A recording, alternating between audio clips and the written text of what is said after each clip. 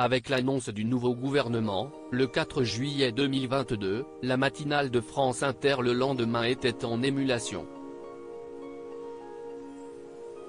En effet, Nicolas Demorand et Léa Salamé ont reçu Olivier Véran, nouveau porte-parole, mais aussi Claire Hédon, défenseur des droits, venu parler de la dématérialisation des services publics. Si elle en tire des avantages, elle est aussi très critique. En effet, cette dernière regrette que depuis la mise en place de la dématérialisation de tous les services, plus aucun humain ne soit là pour répondre aux questions des Français.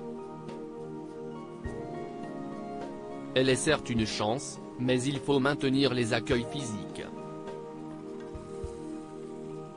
Il faut remettre de l'humain dans la machine, tient-elle à préciser. Un point de vue également défendu par Léa Salamé, qui a profité de la présence de Claire Hédon pour raconter une anecdote assez personnelle à ce sujet, pour tout le monde, parce qu'il n'y a pas assez de personnes qui gèrent les rendez-vous.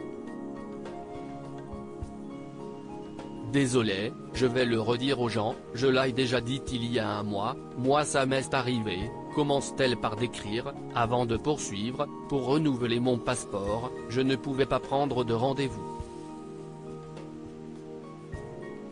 J'allais tous les jours sur le site pour essayer de prendre un rendez-vous. Il n'y avait pas de rendez-vous. Léa Salamé, en rogne contre les pouvoirs publics. Léa Salamé raconte alors le créneau assez étonnant qu'on lui a donné pour refaire son passeport. Eh bien, il y a des rendez-vous qui se libèrent dans la nuit de dimanche à lundi à 5 h du matin. Voilà, je tiens à le dire aux gens, lance-t-elle.